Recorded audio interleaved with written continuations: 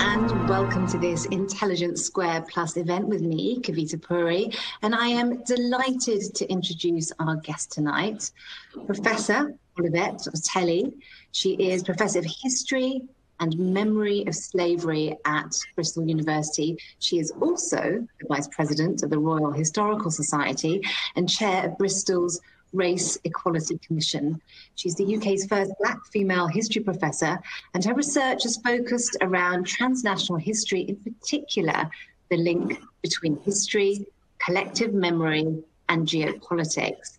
And her very excellent book, new book, out to coincide with Black History Month, is African Europeans, an Untold History.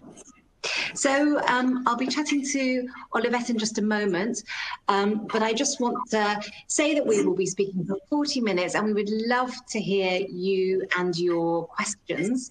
So you can ask by starting them right away. You can click on the Ask Question button just under the video screen and type in your question. And if you want your name to be mentioned, please do type it in the box and press send. Olivette, I want to really begin with the subtitle of your book. It is Untold Stories. Tell me, how is it 2020 and these are still untold stories? Why is that? Well, first of all, thank you for having me. Some of the stories have been told and forgotten. Other stories and forgotten, and other stories are known in some places, like Italy, for example. Some of the Italians know about, for example, the Duke of Florence, Alessandro de' Medici, but French people or British people don't necessarily know about him. So it really is about remembering and forgetting certain stories and other stories being given prominence over others. So it really is about the workings of history, who gets to have a voice and a place in history and the kind of history that is actually told in schools. And why does it matter? Why it matters? Well, it matters because we are a community. It's so important to hear. Ooh, there's a problem. Can't hear you. Can you hear me? Yes. You're frozen. Yes. I can hear you. So can you repeat the question then, please? So tell me why it matters so much to document these stories. It matters because this is part of our humanity. It's part of European history, part of African history, part of the world history. And I'm very much in favor of full disclosure of any kind of stories, whether they're disturbing or not. I'm in favor of exchanging stories and sharing what connects us and sometimes as well what divides us. So these stories are very important for us. And do you feel with Black Lives that there has been a scene now in telling these stories, but also in hearing these stories? Sorry, I lost you again. Do you feel that with Black Lives Matter and following the protest after George Floyd earlier this year, that the telling of these stories and the hearing of these stories has never been more urgent? Well, if you look at from that point of view, from our moment, these stories are very important. They're incredibly urgent. It's urgent to be shared. But the truth is, these stories have been shared in various communities.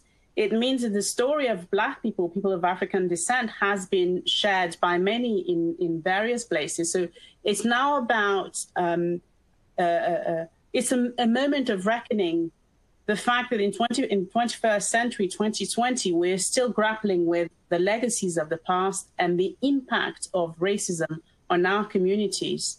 So in that sense, this is incredibly important, a crucial moment as well of collaborations, because we talk about racism and the damages and the awful legacy inequalities and all that. But there is something else that is happening.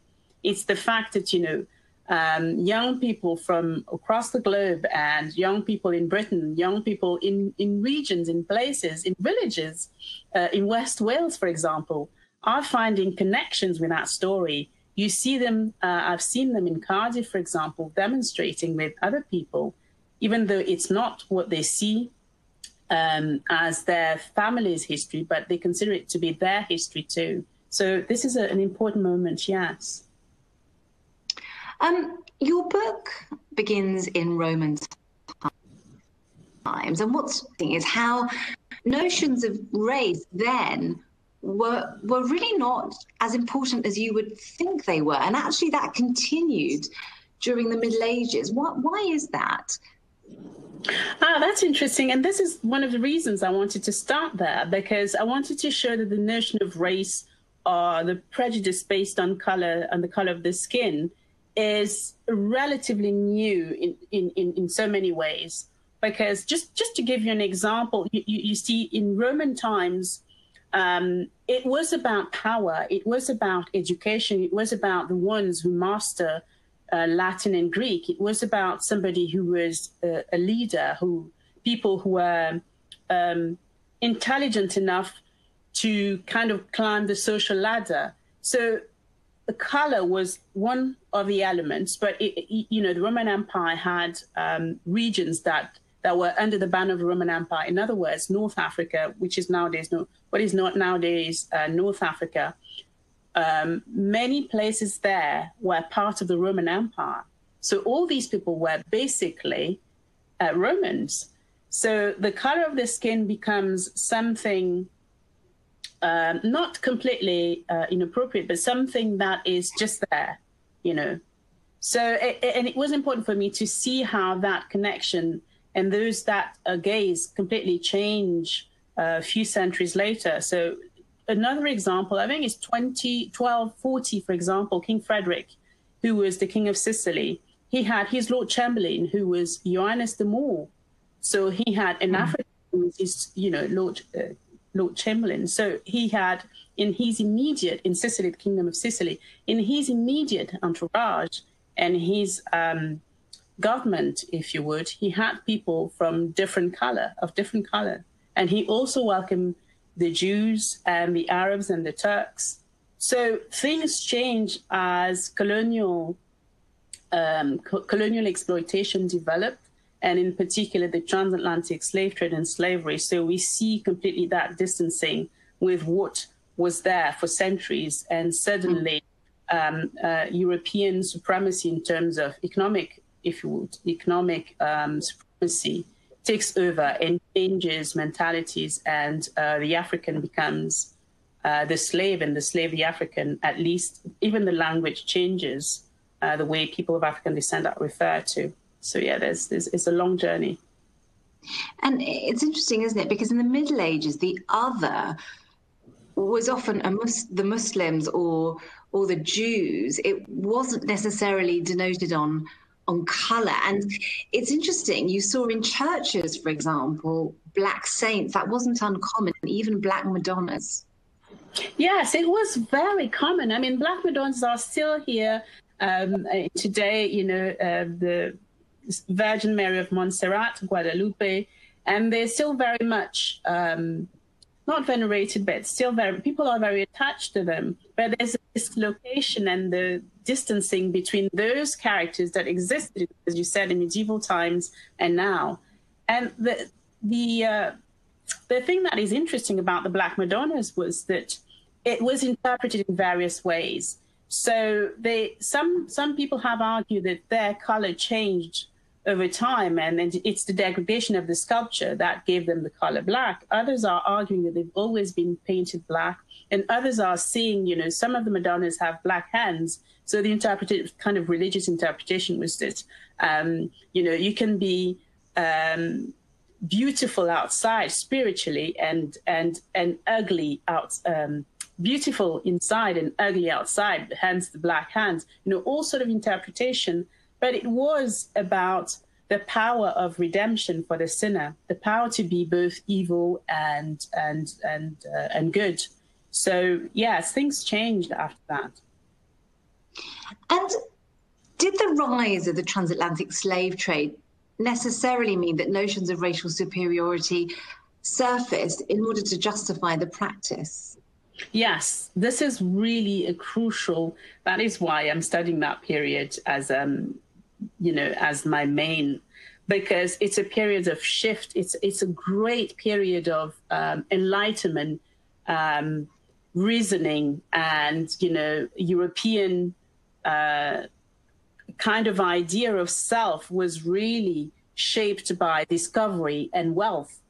But in contrast, the subjugation of people of African descent participated in sedimenting the notion of identity, European identity, and what they saw as Africans, which is interesting because sometimes they would call these people Africans when actually they were Caribbean. They were born in Caribbean. Some of them have never set foot in Africa, but they were called Africans. So a separation, a strong separation between who is European and who is not. Even people born in the Caribbean or in West Indies, as they used to be called, who were Europeans, were called Creole, meaning native of the place, just to make sure that they're not quite like us, meaning those born in mainland Europe and Britain. So identity played a crucial role in that. Mm.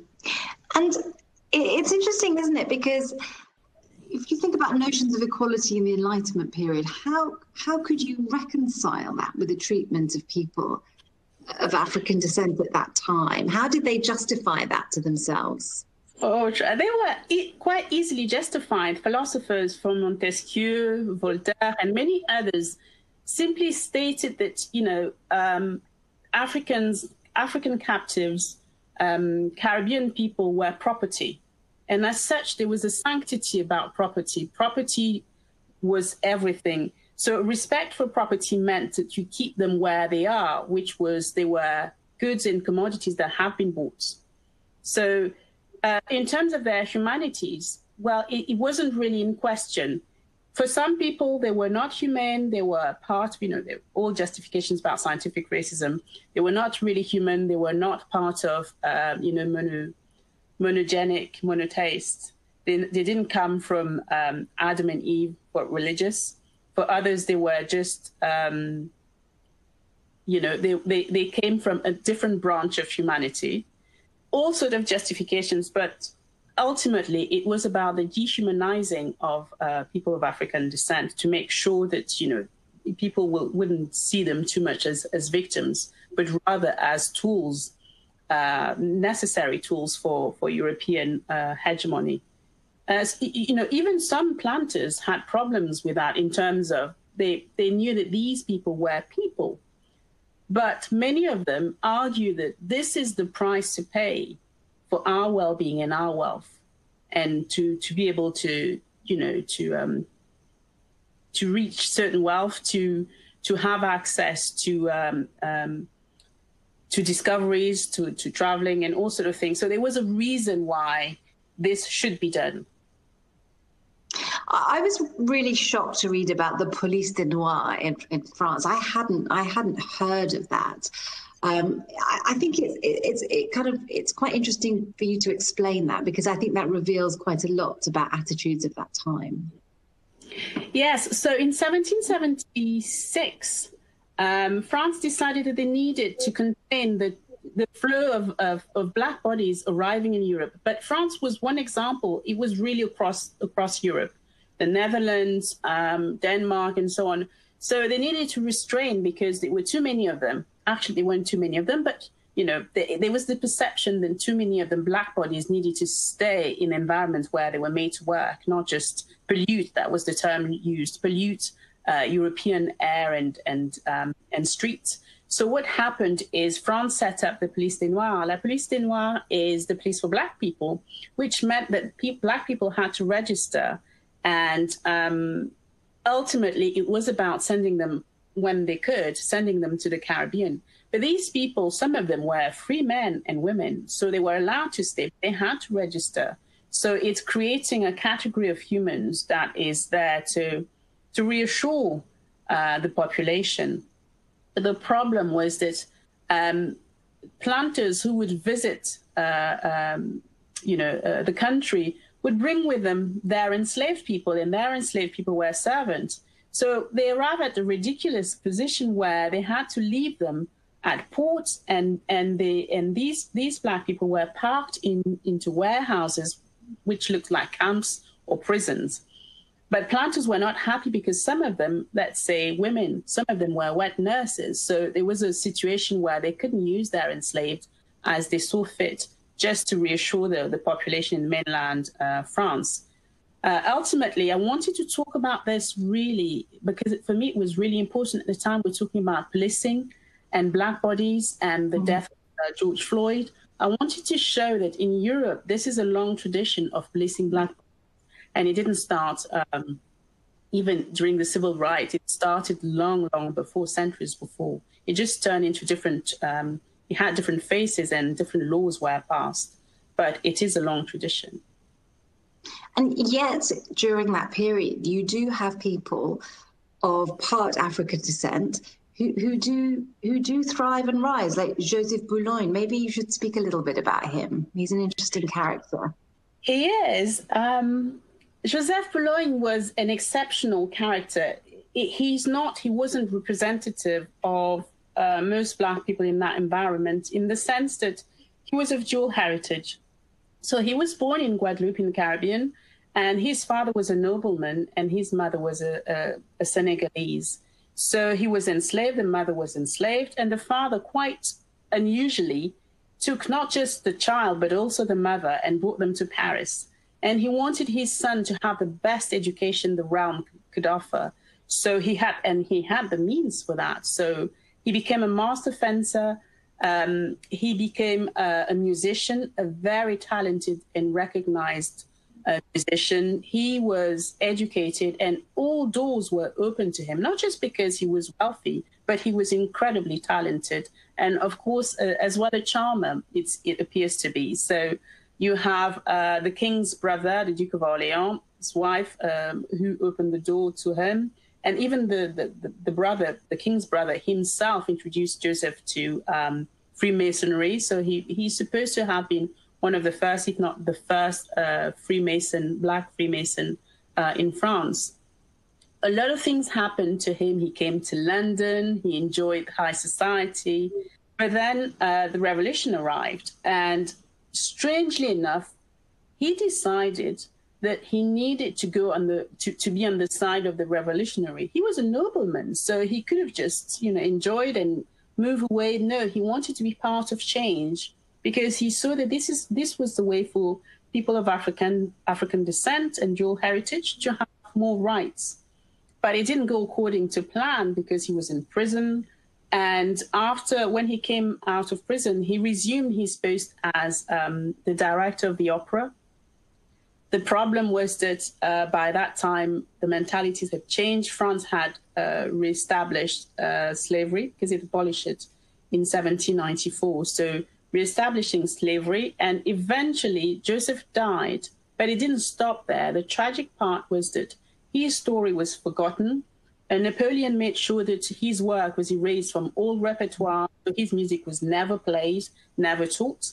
But he was not forgotten. People of African descent, Caribbean, they always remembered him because he was an outstanding musician. So they campaigned for nearly a century for him to be reinstated. So in 2014, I believe, President François Hollande at the time reinstated him, and there was a moving celebration of his music on the day of the commemoration of the abolition of slavery and slavery in France, which is the 10th of May every year. So it was a very solemn ceremony, very moving, and it was very hard not to cry because it's beautiful music. Yes. Yeah, it's one of the things I really enjoyed about your book is how you tell the story of the characters at the time, but you also show how their memory plays out, and how they're remembered at the time of their death is not how they're remembered in the next 50 years, or the next 100 years, or the next 200 years. And actually, the way they're remembered tells you so much about the particular time that you're living in. Sikhi was another example, the boxer that Muhammad Ali then remembered. And that these stories have been, they've been remembered by people of African descent, and they've held these stories and they've carried them with them. But we've talked a little bit about slavery, but I wanted to talk about colonialization. And how did notions of racial superiority, how were they used or were they modified in order to justify European presence in Africa or other countries? Well, that's interesting. It completely changes as well. So you see, you start with people of African descent being transported across the ocean from the Atlantic to the Indian Ocean to the Pacific, reaching, of course, regions such as, what would be nowadays Pakistan and Sri Lanka, or up north in the Middle East, Iran, and places like that, as well as the Atlantic. All this was happening at the same time. So you have this idea of chattel slavery, people being transported to work in plantations and to have their descendants being slaves, meaning that chattel slavery basically means that their descendants would be slaves forever. And then you have the abolition of the slave trade and slavery, but it didn't stop there. So as you have the abolition of the slave trade in 1807 and slavery 1833, you also have those who abolished the slave trade, or those who campaigned for that, going to Africa for what they called, on a mission to try and convert those populations to Catholicism. But this is also the time when Britain, France, and others were chasing rubber. So colonization was always about economic consideration. So chasing rubber meant acquiring territories. It meant fighting against each other to get hold of those territories. So in that context, people of African descent were not enslaved, but it was the time of forced labor. The difference is that populations were coerced into working for Europeans. Coercion took many forms. It could be armed coercion. It could be, your family's in danger, so you have to work for that, for those missionaries, and so on and so forth. But what is interesting always for me is to bear in mind that slavery might have stopped, but that subjugation continued even after colonization.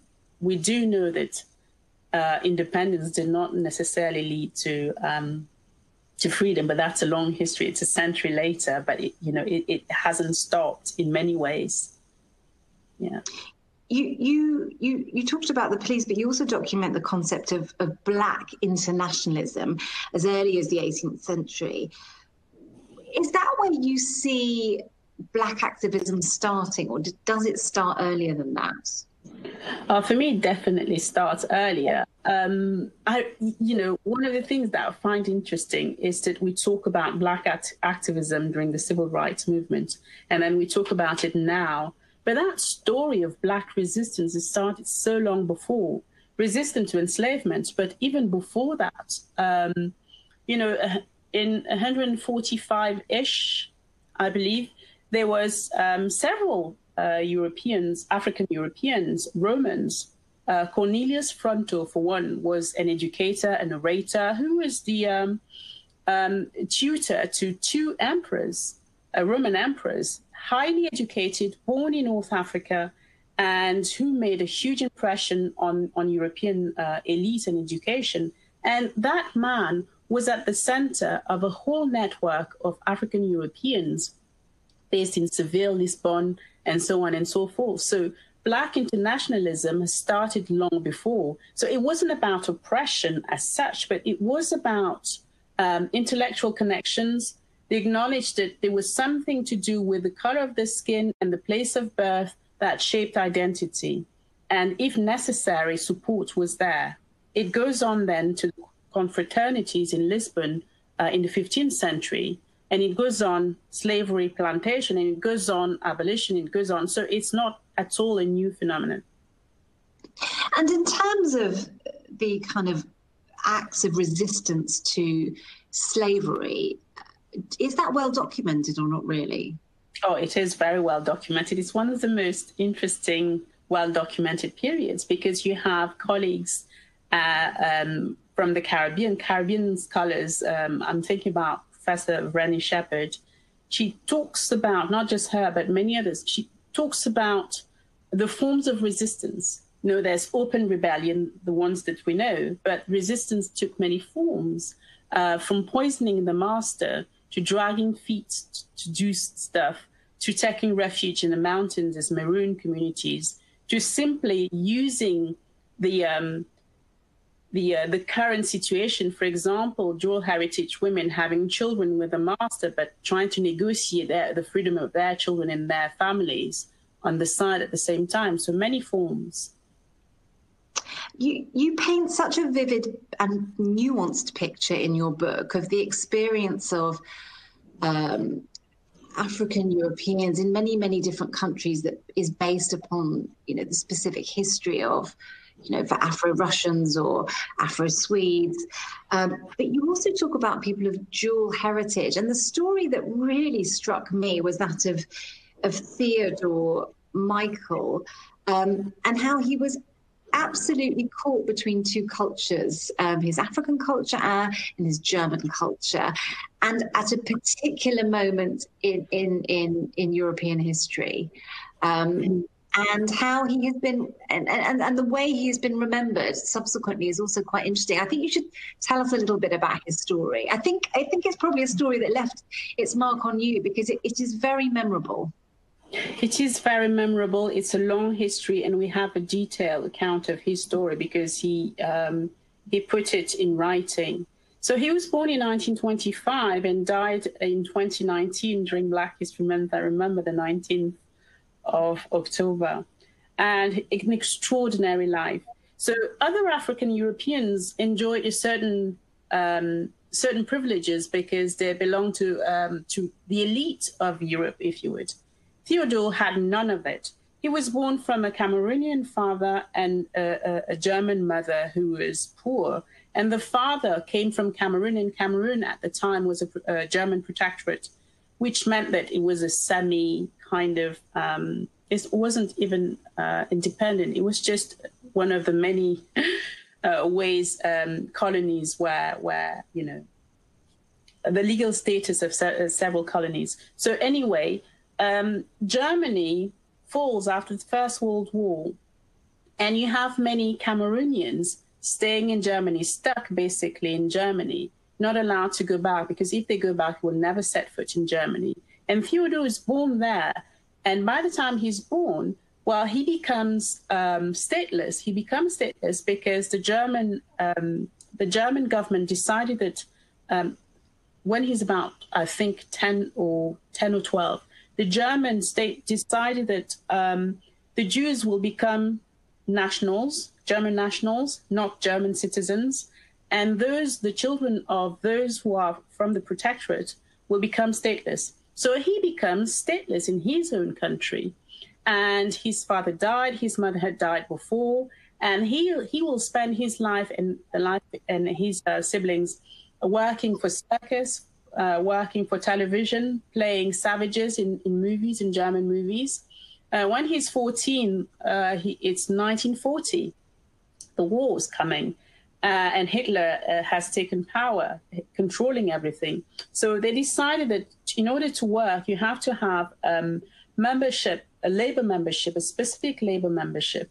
And Theodore can't apply. Well, he applies, but actually he's told that he's not successful, and it's very clear. He's not successful because, if I remember the quote correctly, your Negroid features are too alien for our kind. So this is completely, it's not a shock, but it's terrifying for this child because he is German, he feels German, German is all he's known.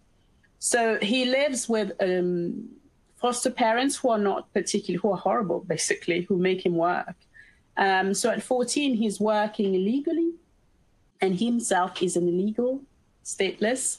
And what is interesting about this is the fact that he nonetheless is convinced that there's more to life than this. So he's going to fight all his life to try and prove that, you know, he had no education, you know, could barely read and write, but he's going to learn all this throughout his life start to work for. So after I'm forgetting stuff. So after the war, during the war, he's in contact with other Africans because they all put to work in factories for the war effort in Germany. He doesn't connect with them because he doesn't speak any language, and as a dual heritage, they see him as potentially a spy. The white population see him as an aberration. So eventually, he'll find his way and educate through education, through a strong belief that, as I said, there's more to life than this. He is incredibly, incredibly resilient. The kindness of the man is immense. The ability to forgive as well is immense. And one of the episodes that stuck with me was the fact that he is at some point welcome in the home of somebody who was an executioner in a camp and who's probably suffering from PTSD. And he just observed, saying that, you know, Nazi Germany has done a number on all people, not just the Jews, but on those who were executioners. It doesn't mean that he excuses them. It's just saying, as it is, what he sees. After the war, life is not better simply because the Americans come, the Russian comes, and he's not seen as, they consider him to be German, even though he's stateless. So he can't immigrate in the States. So he's stuck in Germany. He continues to work and fell in love, have lots of children, suffer from bad health. But towards the end, even goes back to Cameroon, where he realized that this is really not my country either. So he comes back to Germany, and he's determined to foster what he sees as a community of people like him, of people of African descent. He really is very much into collaborations and making the lives better for everyone. It's an extraordinary story, extraordinary man, really. Your book is African Europeans, but it really is a book about male African Europeans. How hard was it for you to find those female voices? I noticed they're mostly in the 20th century, and how do you feel about their absence in your book? Well, I wanted to write a book about women, so I felt incredibly frustrated. I felt it was difficult for me to find, for example, Black African Romans, for example, female African Romans. I didn't find any. But I did talk about, for example, the Queen of Sheba, who lived in nowadays Yemen. I talked about women as symbolic as they were. I talked about women in medicine, how they were perceived, in the 12th century, how Black women were examined as beasts of burden and all sort of things. So it was very hard. But I decided also to shift the narrative around, because what I see as women contribution has been throughout, and it's underlined, it's behind this, from Joseph Boulogne's mother, who's barely present, to the Nardal sister in the 20th century, who shaped the intellectual life in Paris between the war, to the younger generation of women, powerful, incredibly inspiring women, Afro-feminists in France, and women in Britain, Black British women in Britain. So they are there. They're not flamboyant. They do the work in the background. They support this edifice of Black internationalism and Black activism. They are the core of what this book is about. You quote the scholar Marianne Hirsch, who talks of racism as an intergenerational process, and it's transmitted as a legacy of the past. Do you think that is still the case today? And if it is, do you think it will end? Will it end? Before I answer, I just wanted to clarify something. Marianne Hirsch talks about memory and trauma as intergenerational as what she called post-memory. It's me then who transformed this idea of post-memory intergenerational into racism being intergenerational, because it is.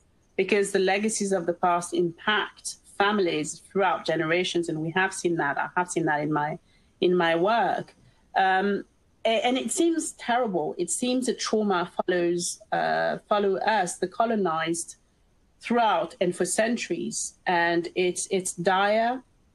But I wanted to talk about this because it's a reality. Mental health within the Black community is something that is not necessarily talked a lot, but mental health, the number of Black men in particular that you find in mental institutions is huge, almost comparable as the number of people Black men you find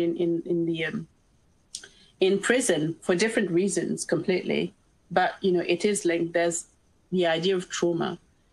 But I also wanted to talk about this because it's not just dire. Let's remember that African Americans' pain is what that prompted them into action. It is that pain of sense of urgency. The legacies of enslavement have prompted them into shaping their identity and in turning this into a tool to fight against oppression as a group.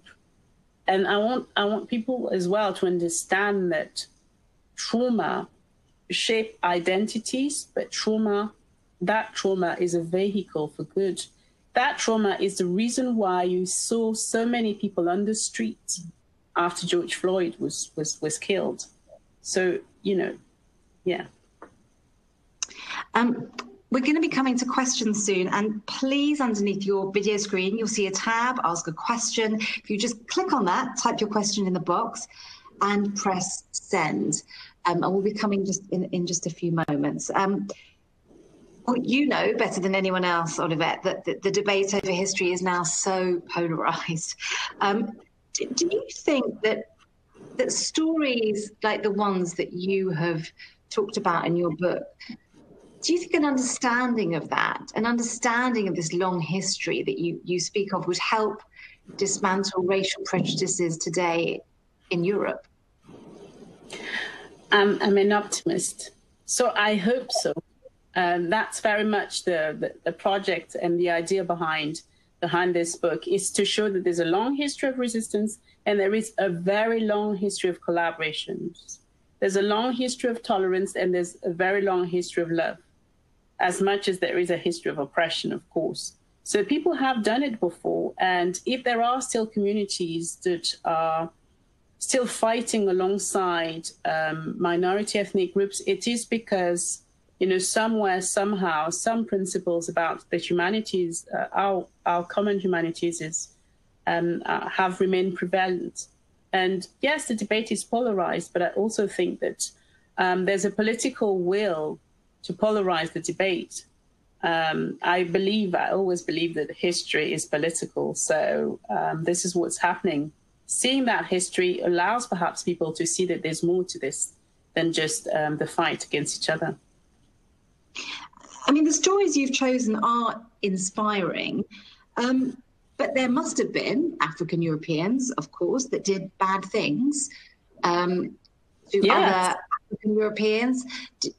I don't recall reading about those in the book. Did you? Yes. Go on. Oh, yes. Okay, so there's this guy that is very well known, Septimius Severus. Septimius Severus is a Roman emperor, and he wasn't nice. I mean, he was a conqueror. He was ruthless. He's the one who led the campaign to Britannia. He's the one who took over and died in York. And like most Roman emperor, he was horrible. And he was a particularly bad father because he allowed his son to kind of live a life of debauchery, but more importantly, allowed his sons to come between his best friend and himself. In other words, his skills as a leader were not translated into the family realm.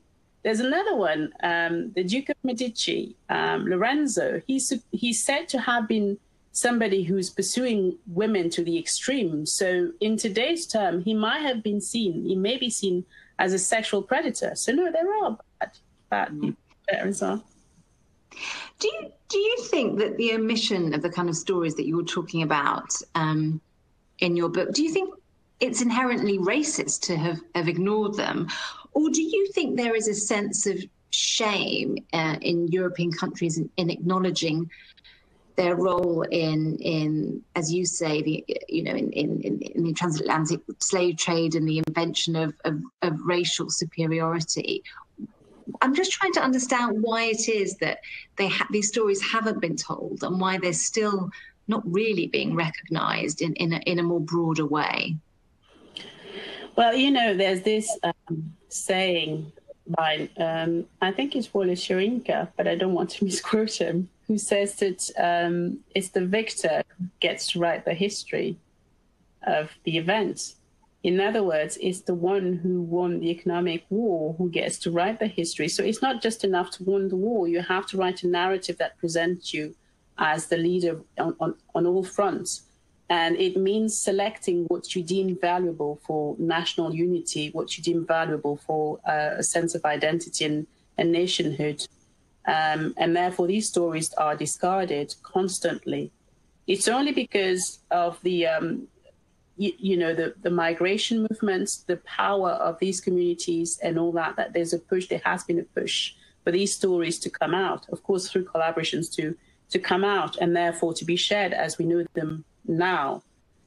Me as a Black woman in the 21st century, I'm allowed, I have the opportunity to share this story, but somebody in the 18th century in my position would never have had the opportunity. So there's a desire, it's ideological, to select, and that's how history works, a selection of what is deemed relevant to the people at the time, which means that the story of victimhood, the story of pain are discarded. It's a story of victory, isn't it?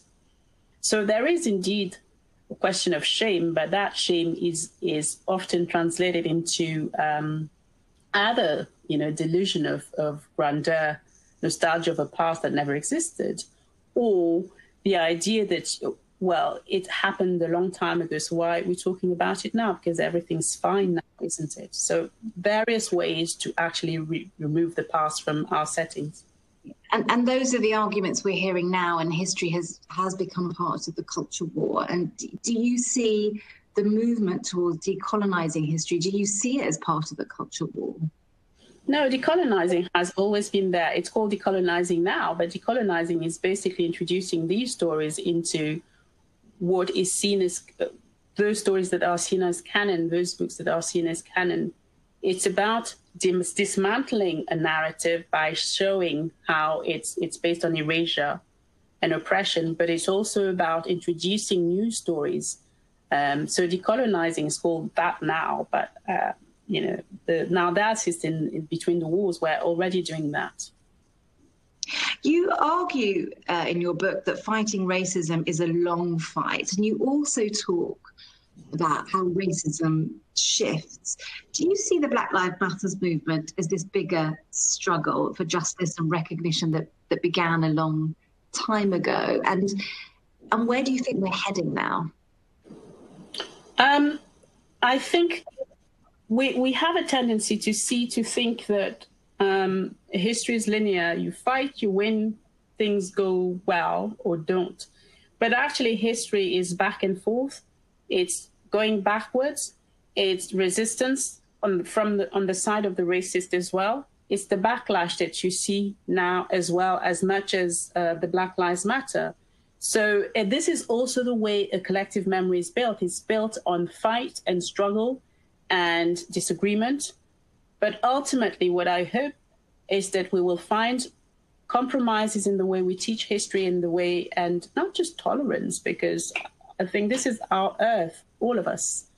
So it's just learning to live with our differences. I know it sounds quite common to say that, but it's the hardest thing, it seems, and it has been for centuries. I'm going to go to questions now, and someone is asking, regarding the current polarization of the conversation on race, how do we reach those who are set against learning the history in your book? Oh, what would you say to them? But I don't see history as just being learned through books. History can be learned in so many things. I was talking recently to somebody, and I was saying that, you can teach history through food, through cloth, through cultural, material culture, through sports, through, of course, migration, but also through geography, through maps. So there are many ways to reach people. It's just a case of finding which ones they're more interested in. But multi-dimensional approach is, I think, it's advisable. How easy was it for you? Somebody asks. It's Jackie from Birmingham. How easy was it for you to do your research? Did you find that some European countries hid their history more than others? It's particularly hard when it came to Spain and Portugal, because the conversation is not taking place. And the conversation might be taking place now, but that history where in the 19th century, for example, Lisbon, roughly 80% of the population was of African descent. That's a lot. But this is something that Spain, Portugal rather, is not very keen to share. And yet scholars have found that. So some countries were harder than others. That's why I didn't particularly focus on those, and I focus on communities now and one Latino in the 15th century. It's another story to tell, maybe in another book. Cameron asks, you talked about the behaviour of evangelical Catholics in the 19th century. Do you find from your research that main religions such as Christianity, Islam, Judaism were overall a force for good or evil in the historic battle against slavery, or neither? It's very hard to answer that because it's a balance sheet. I don't see it as good or bad. I just see it as it was. We could say they were a force for good if we look at the results now. But actually, if you look at the long history of all religion, you will see that there were moments where there were collaborations between different groups. You know, I told you about Frederick II, who was a Christian, but who welcomed the Turks and the Arabs and the Jews. So it really, and same for the Mamluks in Egypt, who welcomed various people. Not always, but sometimes. So I can't say if it's a force for good or bad. I just see not religion, but people as being capable of both, really. I think this is probably it's a personal question about your knowledge of African history. Is there a bit of African history that you don't know as much about currently, but which you would like to know more about in the future? Yes, I have a very good idea of kingdoms because I work on long history. But I don't necessarily have all the details. If you ask me to tell you the whole story of the kingdom of Oyo, I can't do that. I can tell you about certain kings who interacted with Europeans. So this is where my knowledge is lacking. Current or contemporary history, I read a lot about it because I'm fascinated by it. So I know a fair amount. But it's the ancient history that I'm missing the most. Chloe asks about Colston's statue falling down, and you work in Bristol, so you know the story of Colston very, very well, and it created so much debate. It still does. What were your views on that? Did you think it was the right thing to take it down? I think people tend to look at Colston's statue as an example of what's happening elsewhere. Colston's statue came after a debate that had been lasting for 2 decades about the place of Colston in the city. He was a child of the city through monuments, but he was not a child of the city. In fact, he left the city for a long time, and his statue was erected nearly a century after he was born. So it's a history of prioritizing certain narrative. Was I happy? I was surprised, definitely surprised. I wasn't like, yeah, he's fallen down. I kept thinking, what do we do with the artifact? How do we use it to teach? And how are we going to do? Are we going to let him on the ocean, on the river, and then become a monument, underwater monument? That could be interesting. Or, I was thinking about that rather than, and simply because for me, the statue is a debate. But the stark inequality created by somebody like Colston when he paid for the transportation of mainly children in the Caribbean, on the other side of the ocean, created stark inequality in the city. And I would like those inequalities and those legacies of the past to be addressed, really.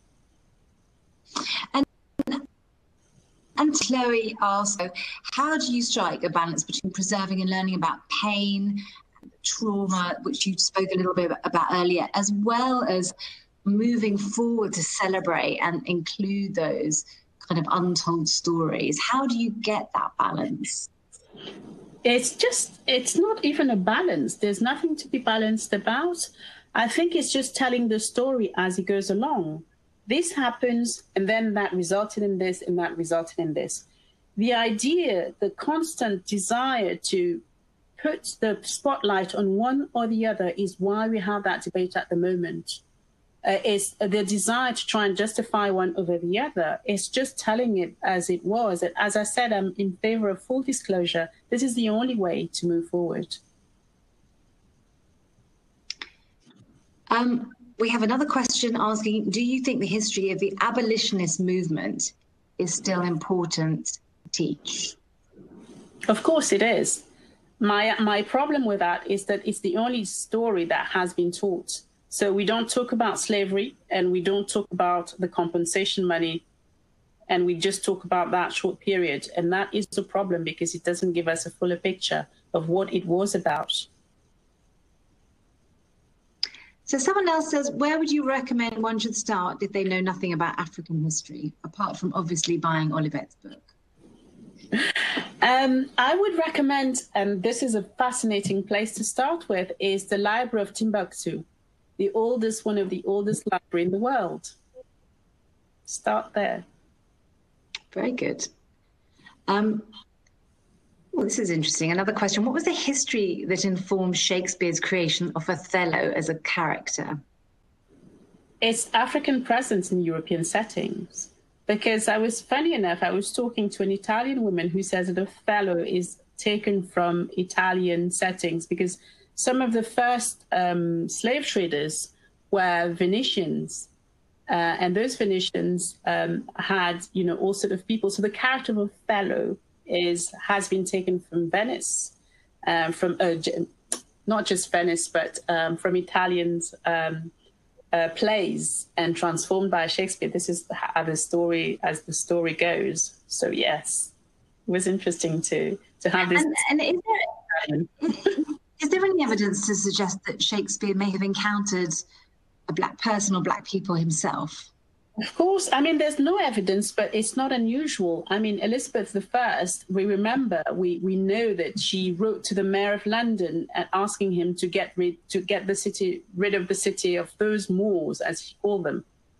So there were Black presence already there. And so he probably did encounter Black person. We have another question here.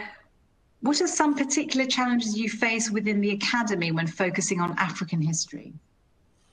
Well, people see me as being biased. A Black woman actually started long before, when I was doing my PhD. People saying, oh, you're going to talk about Black people. It can't be balanced. And it continues during my viva, because in France, the viva are very public. They last long, and you have all sorts of questions. So it became a battleground of ideology during my viva, which was not pleasant. So supposedly I won't be balanced, and I will be biased, which is interesting, because that is never told about Europeans, white Europeans, doing the history of Europe. Mm-hmm. You have another question. Who is your favorite African European and why? Oh no, don't ask me. Every time I was writing about every single one of them, I was completely focused and passionate about them. And in fact, so much so that some of the characters I had to cut down the word count, because I was going too much deeper into these characters. So I really can't choose.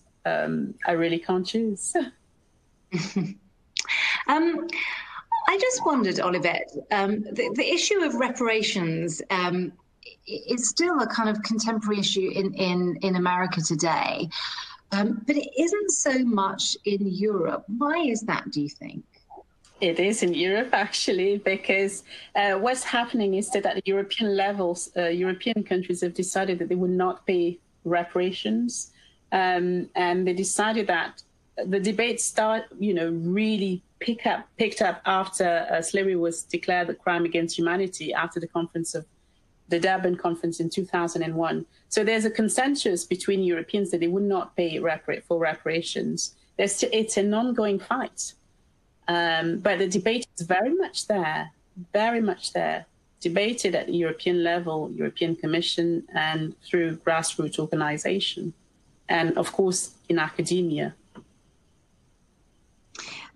You talk about African Europeans, and in your book, the emphasis is very much on the kind of particular experience within the country related to the history.